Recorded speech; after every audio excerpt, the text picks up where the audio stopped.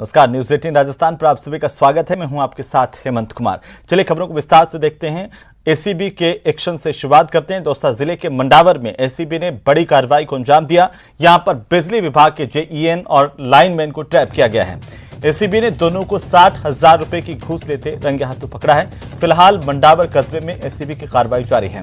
Trap किए गए बिजली विभाग से दोनों कर्मचारियों से पूछताछ एसीबी कर रही है।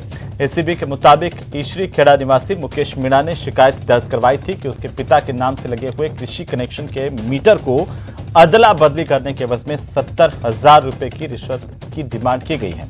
इसके बाद एसीबी की टीम ने 16 और 17 अगस्त को शिकायत का सत्यापन किया तो मामले की पुष्टि की गई और इसके बाद देर शाम को दौसा के ऑफिस में एसीबी ने एएसपी महेंद्र शर्मा के नेतृत्व में कार्रवाई की। लाइनमैन हरिओम मीणा को 60,000 रुपए की रिश्वत लेते रंगे हाथों दबोच लिया। जेईएन जगदीश मीणा को भी पकड़ा गया। फिलहाल एसीबी की टीम कार्रवाई कर रही है।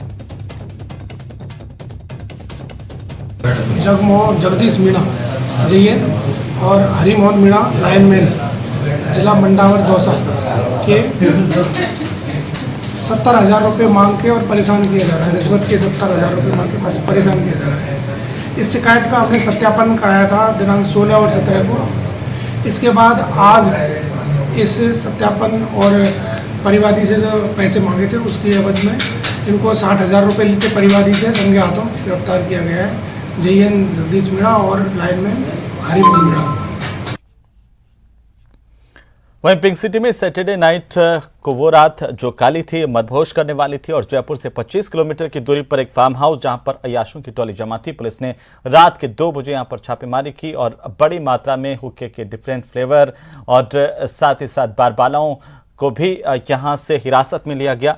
वहीं फार्म हाउस में पुलिस ने इस काले सच को दुनिया के सामने ला दिया। देखिए खास रिपोर्ट।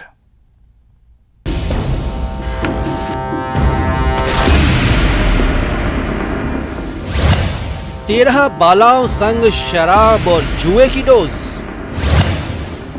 पुलिस की रेड, अय्याशी का खुलासा। फार्म हाउस की सैटरडे नाइट।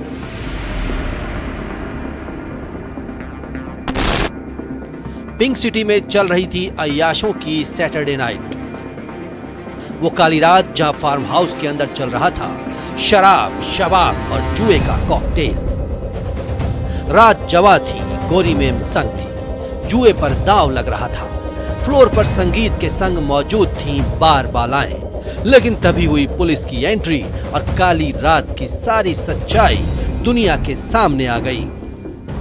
इनसे पूछताछ के दौरान ये स्पष्ट हुआ कि ये लोग पहले से प्रायर मीटिंग कर बाहर के लोगों को ऑफर इस तरह का दिया जाता कि एक आइसोलेटेड जगह पे आपको वहाँ महिलाएं परोसी जाएंगी, शराब परोसी जाएगी, वहाँ आपको खेलने के लिए, जुआ खेलने के लिए कैसीनो की व्यवस्था की जाएगी। इस तरह की व्यवस्थाओं के साथ इन्होंने एक इवेंट के रूप में इस अपराध को अंजाम देने के लिए लोगों को एकत्रित किया।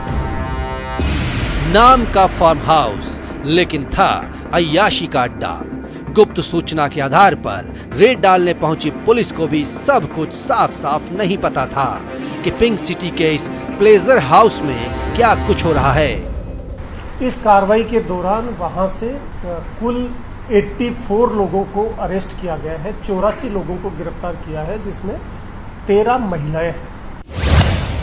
पुलिस की प्रारंभिक पड़ताल में सामने आया कि वीकेंड पर 2 दिन के लिए यह फार्म हाउस बुक करवाया गया था, जहां पुलिस ने रात 2 बजे दबिश देकर इवेंट संचालक सहित 71 लोगों को गिरफ्तार कर लिया। इसके अलावा 13 डांस गर्ल्स को भी पकड़ा। ये सभी पार्टी में डांस के लिए बाहर से बुलाई गई थी। पुलिस ने आरोपियों के कब्जे से 23,71,000 रुपए भी बरामद किए। इसके अलावा अंग्रेजी शराब की बोतलें, हुक्के, ताश की गड्डियां, 14 लग्जरी कार और एक ट्रक भी जब्त किया। यहाँ से कुछ कैसीनोज, कुछ हुक्का बार में काम में आने वाले हुक्काज, उनके फ्लेवर्स और करीब 23 लाख रुपए की नकदी बरामद होने के साथ साथ महिलाओं को एक वस्तु के रूप में उपयोग करने के कृत्य के एविडेंस मौके पे पुलिस टीम को मिले हैं। दरअसल जयपुर पुलिस कमिश्नरेट की क्राइम ब्रांच टीम को सूचना मिली थी कि साईपुरा बाग फार्म हाउस में एक हाई प्रोफाइल पार्टी चल रही है, जिसमें अवैध रूप से कसीनो, डांस बार और जुआ सट्टा चलाया जा रहा है। सूचना के आधार पर क्राइम ब्रांच की टीम ने शनिवार देर रात 2 बजे साईपुरा फार्म हाउस पर छापा मारा। पुलिस को देखकर रात को उत्तेजक डांस के बीच शराब छलका रहे लोगों में अफरा तफरी मच गई, लेकिन पुलिस ने फार्म हाउस की सैटरडे नाइट का खेल दुनिया के सामने ला दिया था। देर रात 2 बजे पुलिस को सूचना मिली कि यहाँ पर अंतर्राज्यीय गिरोह संचालित है, जो कि 2 दिन के लिए यहाँ पर आया हुआ था। ऐसे में कमिश्नरेट की क्राइम ब्रांच की टीम ने 2 बजे छापा मारा और इसके बाद इस गिरोह का खुलासा हुआ। कैमरा पर्सन दिलीप के साथ विष्णु शर्मा, न्यूज़ 18 राजस्थान, जयपुर। तो चलिए आगे बढ़ेंगे और इसी बीच उदयपुर से बड़ी खबर मिल रही है, जहां पर बीएसएफ के जवानों से भरी हुई गाड़ी पलटी है। हादसे में बीएसएफ के 11 जवानों के घायल होने की खबर है। एक भैंस को बचाने के चक्कर में दरअसल ये हादसा हुआ है। मौके पर गोगुंदा थाना पुलिस पहुंच गई है। उदयपुर से बड़ी जानकारी, उदयपुर गोगुंदा हाईवे पर यह हादसा हुआ है। बीएसएफ के जवानों से भरी हुई गाड़ी के पलटने की जानकारी मिल रही है।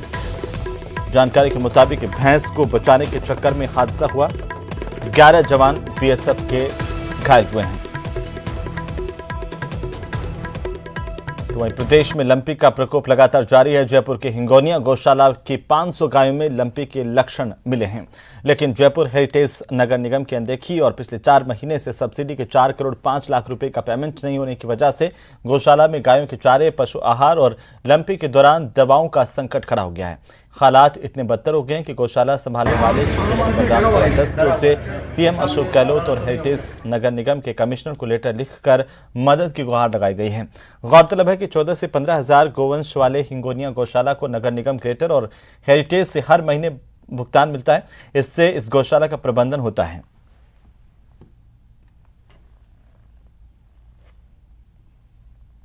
और मौखिक रूप से मिलके समझा रहे हैं कि ये परेशानियां हैं। देखिए, क्योंकि चारे की अगर हम दर देखें, पिछले 2 सालों के अंदर 3 गुना बढ़ गई है।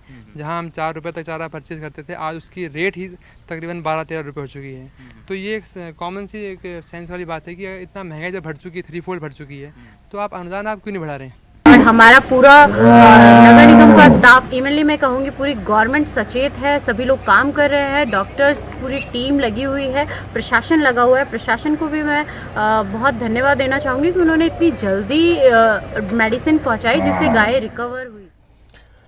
तो वहीं राजीव गांधी ग्रामीण ओलंपिक खेलों के आयोजन पर सियासत की काली छाया मंडराने लगी है। बीजेपी के नेता अमित मालवीय ने ट्वीट के जरिए इस आयोजन में राजीव गांधी का नाम जोड़ने पर सवाल खड़े किए हैं। तो वहीं कांग्रेस इस पर हमलावर हो गई। खेलों के महाकुंभ पर क्यों मचा बवाल? खास नाम पर बीजेपी ने उठाए सवाल। बीजेपी के वार पर कांग्रेस का पलटवार। भव्य आयोजन पर हो रहा दुष्प्रचार। प्रदेश में 29 अगस्त से 5 अक्टूबर तक चलने वाले ग्रामीण ओलंपिक के आयोजनों को लेकर प्रदेश की सरकार जी जान से जुटी है, लेकिन अब इस आयोजन पर भी सियासत का दौर शुरू हो गया है। दरअसल मुख्यमंत्री अशोक गहलोत ने ट्वीट किया कि राजस्थान में ग्रामीण खेलों के पहले महाकुंभ के आयोजन से सरकार आधारभूत ढांचे को तो मजबूत कर ही रही है, ग्रामीण खेलों को प्रोत्साहन देकर राज्य में एक नई खेल संस्कृति को जन्म दे रही है। सीएम के ट्वीट पर बीजेपी के आईटी सेल के हेड अमित मालवीय ने ट्वीट कर इस खेल आयोजन से राजीव गांधी का नाम जोड़े जाने पर सवाल खड़ा कर दिया। जब बीजेपी ने सवाल उठाए तो कांग्रेस हमलावर हुई और अमित मालवीय पर जमकर निशाना साधा। सीएम के ओएसडी लोकेश शर्मा ने ट्वीट के जरिए ही अमित मालवीय को जवाब दिया। उन्होंने लिखा कि मुख्यमंत्री की पहल आपको बर्दाश्त नहीं हो रही है। उन्होंने अमित मालवीय के भाषा ज्ञान पर भी सवाल उठाए। कांग्रेस यही नहीं रुकी। पार्टी के प्रदेश प्रवक्ता स्वर्णिम चतुर्वेदी ने बीजेपी के आईटी सेल पर इस आयोजन को लेकर दुष्प्रचार करने के आरोप लगाए हैं। भारतीय जनता पार्टी की आईटी सेल को शायद यह नहीं पता कि जब भी कोई वृहद और बड़े आयोजन होते हैं तो उसको महाकुंभ या कुंभ कहा जाता है। उन्होंने कोई कॉपीराइट नहीं ले रखा है कुंभ के नाम पर। और राजस्थान ने जो उत्तरोत्तर प्रगति की है, जिस प्रकार का आयोजन कर रहे हैं, शायद उससे भयभीत होकर के भारतीय जनता पार्टी की आईटी सेल इस दुष्प्रचार के कार्य में लग गई है। अमित मालवीय के बयान पर राज्य क्रीड़ा परिषद के उपाध्यक्ष सतवीर चौधरी ने भी निशाना साधा और कहा कि बीजेपी ने खेल पुरस्कारों का नाम क्यों बदला, पहले इसका जवाब दें। खेल रत्न जो पुरस्कार दिए जाते थे, भारत सरकार ने उनको बंद करने का और उनका नाम बदलने का काम क्यों किया? आपकी ये जो दोहरे चरित्र की नीति है, निश्चित रूप से खेलों के लिए और खिलाड़ियों के लिए ठीक नहीं है। आप पहले सवाल करने से पहले अपनी गिरबान में झांके। राजस्थान की सरकार जो खेलों के लिए कर रही है वो किसी से छिपा हुआ नहीं है। आज खिलाड़ियों के लिए नौकरियों के द्वार जो खोले हमारे माननीय मुख्यमंत्री अशोक गहलोत जी ने, निश्चित रूप से खेलों का वातावरण तैयार हुआ है। और राजीव गांधी ग्रामीण खेलों का जो आयोजन है, बहुत ही ऐतिहासिक आयोजन राजस्थान में होने जा रहा है। 30 लाख से ज्यादा ग्रामीण प्रतिभाओं ने इसमें अपना रजिस्ट्रेशन कराया है। दरअसल खेल और खिलाड़ियों की सफलता अब स्टेटस सिंबल बनती जा रही है। यही कारण है कि खेल को प्रोत्साहन को लेकर तमाम राज्य सरकारें गंभीर दिख रही हैं। ये खेल और खिलाड़ियों के लिए शुभ संकेत है, बशर्ते प्रोत्साहन और आयोजन पर सियासत का मुलम्मा न चढ़ पाए।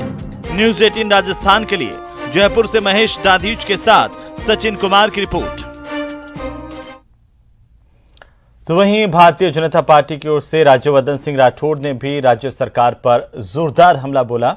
ग्रामीण ओलंपिक खेलों में राजीव गांधी का नाम जोड़ने पर राज्यवर्धन सिंह राठौड़ ने आपत्ति जताई।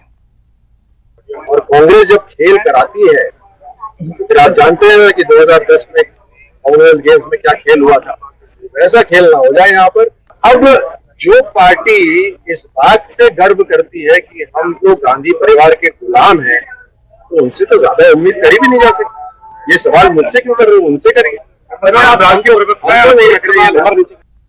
प्रधानमंत्री नरेंद्र मोदी के गुजरात के मुख्यमंत्री और प्रधानमंत्री के तौर पर कार्यकाल के 20 साल के यादगार सफर को लेकर के लिखी गई किताब मोदी @20 को लेकर आज एक सम्मेलन राजसमंद जिला मुख्यालय पर आयोजित किया गया। इस सम्मेलन में बीजेपी के राष्ट्रीय महामंत्री और राजस्थान के प्रभारी अरुण सिंह ने शिरकत की। अरुण सिंह ने कहा कि पीएम मोदी पर लिखी गई किताब मोदी के 20 साल उनके राजनीतिक जीवन पर आधारित है। इस किताब में इस बात का वर्णन है कि उन्होंने किस विजन और फोर्स के जरिए इस देश का विकास किया।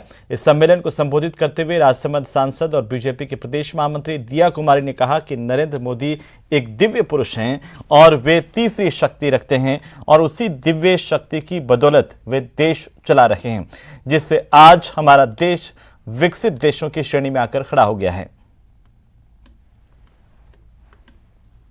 जी के व्यक्तित्व के बारे में, उनकी प्रशासनिक क्षमता और 20 साल का उनका जो एज मुख्यमंत्री और प्रधानमंत्री के रूप में उनका ये क्षमता रही है, उसके बारे में किताब में बताया गया है।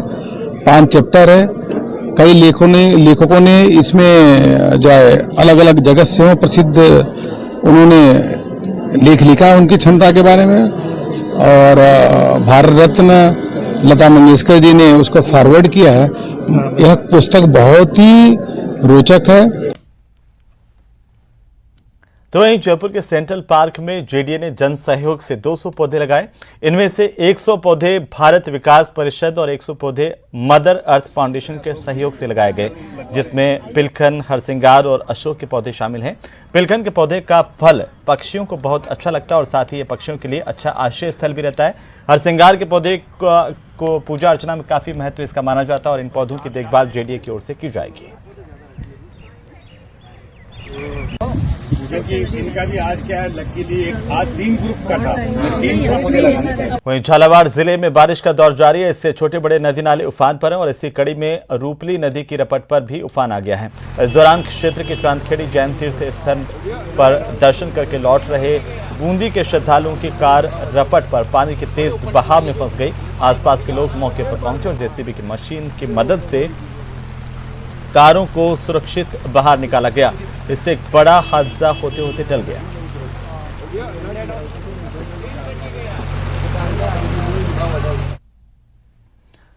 उधर कोटा में आज शाम फिर से बारिश का दौर शुरू हो गया और शहर समेत ग्रामीण इलाकों में करीब 2 घंटे से झमाझम बारिश हुई।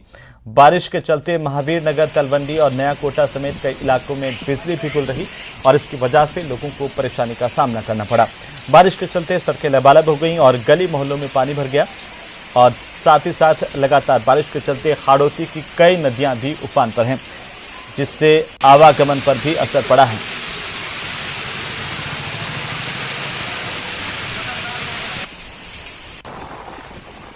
उधर कोटा बैराज में एक बार फिर से 10 गेट खोल करके 1,20,000 क्यूसेक पानी की निकासी की जा रही है। ये पानी चंबल नदी में छोड़ा जा रहा है। आपको बता दें कि कोटा अंचल में लगातार बारिश का दौर जारी है और यही वजह है कि कोटा बैराज में भारी बारिश के चलते पानी की आवक हुई है। एक बार फिर पानी की निकासी इसके चलते की जा रही है।